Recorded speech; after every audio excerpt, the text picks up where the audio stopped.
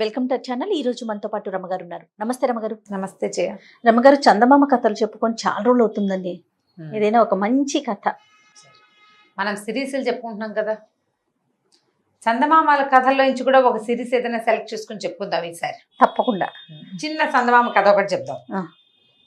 మామూలుగా మనకి కోపిష్టి వాళ్ళు ఉంటారు, ఎంత ఎక్స్టెంట్కి వెళ్ళిపోతారో వాళ్ళు.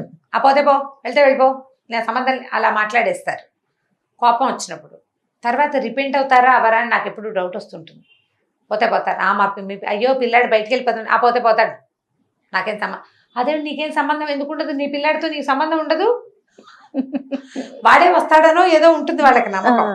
నేను ఒక కథ చదివాను చందమామ కథ, అది ఎప్పుడు తలుచుకుంటూ ఉంటాను అనమాట. నేను కోపిష్టి భర్త. భలే ఉందండి టైటిల్. ఒక ఊళ్ళో ఒక గోపాలుడని ఒక కుర్రాడు ఉన్నాడు, పరమ ధూర్తుడు, అమిత కోపిష్టివాడు. పెద్దగా అమ్మా నాన్న ఎవరు లేరు, ఏదో 1-2 ఎకరాల పొలం ఉంది, ఏదో సేద్యం చేసుకునేవాడు. వాడికి పెళ్లి చేశారు చుట్టాలు పక్కాలు కలిసి. ఆ పెళ్లి కూతురు పేరు కమల. అమ్మాయి మంచి పనిమంతురాలు, చక్కగా పనిచేసేది. కానీ వీడికి అన్నిటికీ కోపం వచ్చేది. మాట్లాడితే దుర్భాషలాడి తిట్టేవాడు, ఏదో ఒకటి అంటాడు. ఎంత పని చేసినా మెప్పు లేదు. కోపం వచ్చిందో వాడు ఏదో ఎందుకు కోపం వస్తుందో తెలీదు, కోపం వచ్చాకపోదు, నోటికి ఏదో ఒకటి అంటాడు. మామూలుగా కోపం వచ్చిన వాళ్ళు ఏం చేస్తారు, జనరల్గా అరుస్తారు, విసిరేస్తారు. మల్లాది వెంకటకృష్ణమూర్తి గారు రాసిన ఒక కథలో కోపం వస్తే ఆయన అన్నం ఎక్కువ తినేస్తాడు. కోపం ఎవరి మీద చూపించాడు, ఆయన ఎక్కువ అన్నం తినేస్తాడు. ఆయన అన్నం ఎక్కువ తినేస్తున్నాడు, పక్క వాళ్ళకి మిగలదు, తినేస్తున్నాడు అంటే ఆయన కోపం వచ్చినట్లు. ఆయన ఏం చెప్పడు పైకి, ఆయన అన్నం గబగబ తినేస్తాడు. అన్నం అయిపోయిందని ఆవిడ 2వ సారి మళ్ళీ వండుకుంటూ ఉంటుంది. ఆ కథ కూడా నాకు చాలా నచ్చింది అనమాట. ఎంత బాగుందో, నిజం కదా. వాళ్ళ మీద వీళ్ళ మీద చూపించకుండా కొంతమంది కోపం వస్తే అన్నం తింటూ మానేస్తారు. కోపం వస్తే అన్నం తింటాం మానేసి వాళ్ళు మా దగ్గర బోళ్ళంత మంది ఉన్నారు. కోపం రాగానే వాళ్ళకి అన్నం ఆకలి అయిందంటే, కోపం వస్తే ఎక్సైట్మెంట్ లోపల ఒక ఉద్రేకం కదా, ఇంకా ఆకలిస్తుంది. అవును, మొండితనానికి మానేస్తారు అంతే, అది నిజం. అందుకే కోపం భోంచేస్తున్నారు అని చెప్తారు మన వాళ్ళు. ఈ కోపిష్టి భర్త కథలో ఇతను తెగ తిట్టిపోసేవాడు. ఆ అమ్మాయి ఏడ్చేది, ఏంటి ఇట్లా ఎంత తిడతావు, ఎంత పని చేసినా నీకు మెప్పు లేదు, పో అంటే బయటికి పోతాను కదా, ఎప్పుడు ఇట్లా తిడుతూ ఉంటే ఎవరి వల్ల అవుతుంది అని అంటుండేది. ఒకరోజు ఎప్పుడు ఆ అమ్మాయి ఈ మాట అనంగానే మొగుడు అన్నాడు, పో ఎక్కడికి పోతావు, అయితే వెళ్ళిపో, మా ఇంట్లో ఉండక్కర్లేదు నువ్వు అన్నాడు. ఠకీమని చీపురు అక్కడ పడేసి నడిచి వెళ్ళిపోయింది బయటికి. అంత విరక్తి పుట్టించేసాడు అనమాట. ఆ ఎక్స్టెంట్కి తీసుకురాకూడదు కదా, వెళ్ళిపోయింది బయటికి. వెళ్ళిపోయింది. ఇతనేమనుకున్నాడు, ఏ పక్కింటోని వెనకింటోని కూర్చుంటుంది, కాసేపు అయ్యాక వస్తుంది అనుకున్నాడు. చూశాడు, రాల. చీకటి పడింది, రాల. అయ్యో బాబు ఏదో అయింది అనుకున్నాడు. సరే ఏం చేశాడు, వాళ్ళ మేనమావల ఇంటికి వెళ్ళాడు. మేనమావల ఇంటి పక్క ఊళ్ళు. ఏమనుకున్నాడు, కోపం వచ్చి వాళ్ళ మేనమావల ఇంటికి వెళ్ళిపోయి ఉంటుందని ఊహించాడు. ఆ మేనమావలు పాపం, ఇది అమ్మాయికి అమ్మ నాన్న లేరు, ఆ మేనమావలు రాచి రంపాన్ని పెట్టేవారట దాన్ని చిన్నప్పుడు. ఓహో, అమ్మాయి పెళ్ళయింది బతికిపోనానరా దేవుడా అని మొగుడు దగ్గరికి వస్తే వీడేమో ఇలా తిట్టిపోసి కాల్చుకు తింటాడు. వాళ్ళ ఇంటికి కూడా వెళ్ళాల. వాళ్ళు ఏమన్నారు, అదే అబ్బాయి పర్వాలేదు అమ్మా, ఇక్కడికి వస్తే మేము పంపిస్తానులే అన్నారు. సరే మర్నాడు ఆ దారిలోంచి అతను తిరిగి వస్తుంటే ఒక బండి రాములని వాళ్ళ ఊళ్ళో బండివాడు ఉన్నాడు. ఆ బండివాడు అన్నాడు, మీ ఆవిడ ఫలానా ఇంత ఈ రంగు చీర కట్టుకుని ఇంత ఉంటుంది అమ్మాయి అయినా, నేను రామాపురంలో దింపాను అమ్మాయిని అని చెప్పాడు.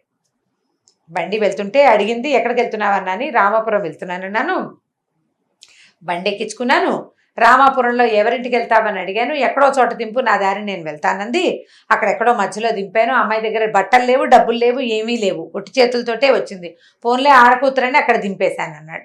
అక్కడి నుంచి ఎవరింటికి వెళ్ళిందో వాడికి తెలియదు. వీడేమనుకున్నాడు, రామాపురం ఎలా వెళ్ళాలి అని దారి ఏదో చూపించాడు. ఏమనుకున్నాడు, ఈ దారి అయితే బోల్డు దూరం అవుతుంది, బండివాడే 4 గంటలు 5 గంటలు వెళ్తే తను నడిస్తే ఎప్పటికి వెళ్తాడు.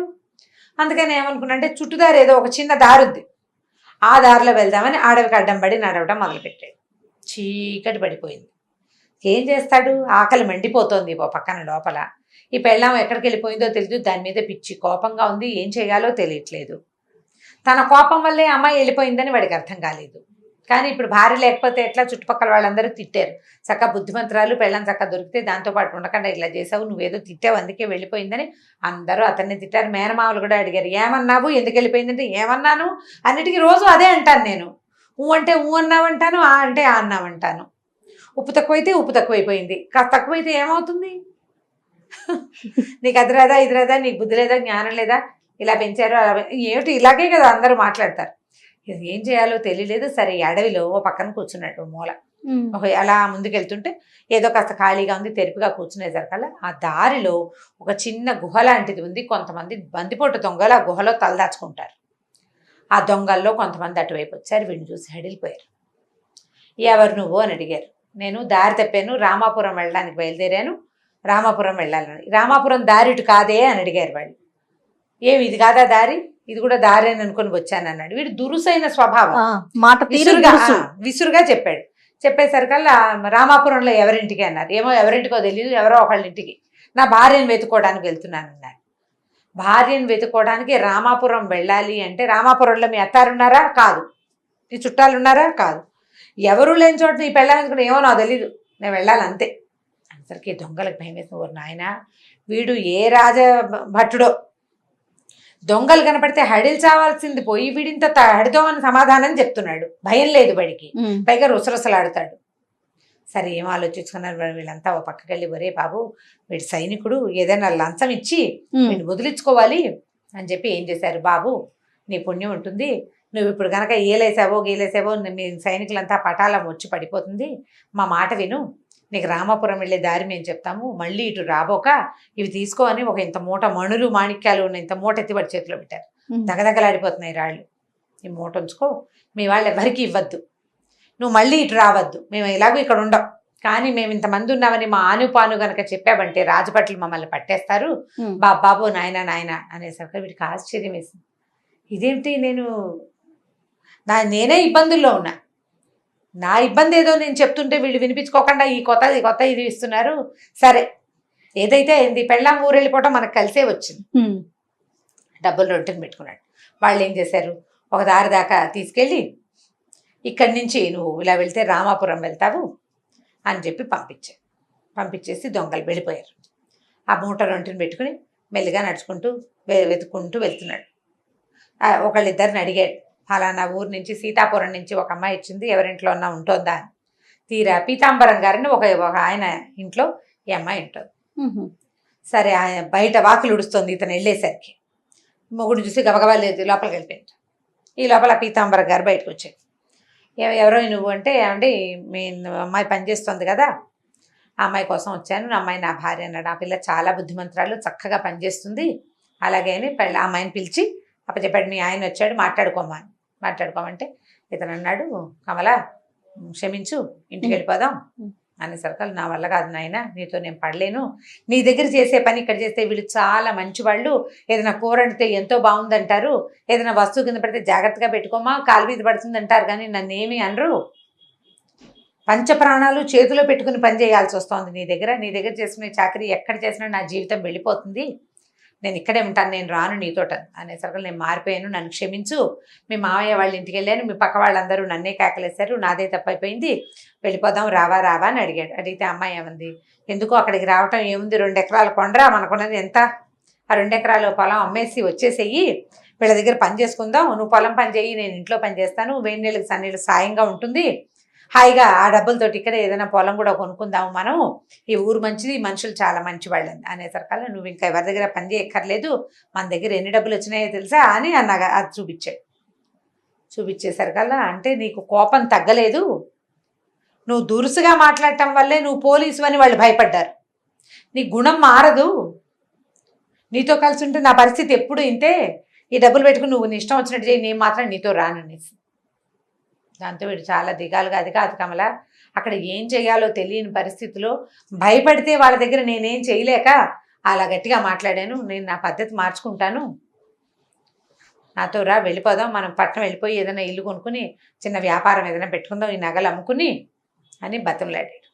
సరే అమ్మాయి అంది, నీ ప్రవర్తనలో చిన్న తేడా వచ్చినా నేను వెళ్ళిపోతా, వెనక్కి ఇక్కడికే వచ్చేస్తా, వీళ్ళు పని చేయించుకుంటారు, వీళ్ళు చాలా మంచివాళ్ళు అంటే. సరేనండి, నేను అసలు మార్చుకోను, ఇంకా ఈ కోపిష్టతనాన్ని తీసుకురాను. కోపిష్టతనం ఏమి లేదు, నాకు ఒకలా కావాలి, అందులో చిన్న తేడాన్ని కూడా నేను సహించలేను. 4 రోజులుగా నువ్వు లేకపోతే అన్నం వండుకు తింటాం కూడా నా వల్ల కాలేదు. అప్పుడు తెలిసి అప్పుడు నాకు తెలిసి వచ్చింది, నాకు కూడా తెలిసింది, ఒక తోడుగా ఒక వ్యక్తి ఉంటే దాన్ని చెడగొట్టుకోకూడదని నాకు అర్థమైంది. నేను ఇంకెప్పుడు అట్లా చేయనని బాగా బతిమలాడి ఒప్పించుకున్నాడు. సరే, ఆ ఇంటి వాళ్ళు ఏమన్నారు, పిల్ల చాలా మంచిది నాయన, బుద్ధిమంతురాలు, ఎప్పుడైనా అవసరమైతే ఇక్కడికి రండి అని చెప్పి ఇద్దరిని వీడుకోలు పలికేశారు. ఇతను భార్యను తీసుకుని, గోపాలం ఈ కమలను తీసుకుని సిటీకి వెళ్ళిపోయాడు. ఓ ఇల్లు కొనుక్కుని చిన్న వ్యాపారం పెట్టుకుని భార్య భర్త చక్కగా పిల్లల్ని కానీ పెంచుకుని స్థిమితంగా ఉన్నారు. ఇక అతను ఎప్పుడూ ఈ కోపంగా ప్రవర్తించకుండానే ఉన్నాడు, శాంతాన్ని అలవరుచుకున్నాడు అనమాట. కథ కంచికి మనం ఇంటికి. బాగుంది రమ్మగారు. కానీ మనం నిజ జీవితంలో కూడా చూస్తూ ఉంటామండి, అలా తొందరగా కోపం తెచ్చేసుకుంటారు కొంత చిన్న చిన్న విషయాలకి, మళ్ళీ వెంటనే తగ్గుతారు అనుకుంటా. బహుశా తగ్గకేం చేస్తారు, కానీ తగ్గుతారు. అవతల వాళ్ళు ఊరుకుంటూ ఉంటే వీళ్ళు ఊరుకున్నారు కాబట్టి ఇంకా రెచ్చిపోతూ ఉంటారు. అవును, ఊరుకోవద్దన్నాం అనుకో, వాళ్ళు వీళ్ళు పోట్లాడుకుని చెరో పక్కకి తెంపేస్తారు. కష్టం. ఇప్పుడు ఎలా సాచివేతగా పోవాలి కదా జీవితం, సందర్భానుసారం. అంతే కదండి, సందర్భానుసారం సాచివేతగా వెళ్ళాలి. పొట్లాడుకుంటే ఏమవుతుంది, పైగా కోపం అవతల వాళ్ళు పడుతున్నారని నీకు నోటుకొచ్చిన మాటలు అంటూ ఉంటే ఎలా కుదురుతుంది? అన్నిసార్లు పడలేరు కదా. అన్నిసార్లు పడరు, అన్నిసార్లు సమయం నీకు అనుకూలంగా ఉండదు. అప్పుడప్పుడు వాళ్ళ చేతులకు కూడా వెళ్ళిపోతూ ఉంటుంది. అంతంత కోపాలు ఉండకూడదు, మరి కోపాన్ని తగ్గించుకోవాలి. అదే. రైట్ రామ్ గారు, నమస్తే. నమస్తే. ఈ వీడియో కనుక మీకు నచ్చినట్లయితే లైక్ చేయండి, షేర్ చేయండి. మరిన్ని వీడియోస్ కోసం మా ఛానల్ని సబ్స్క్రైబ్ చేసుకోండి.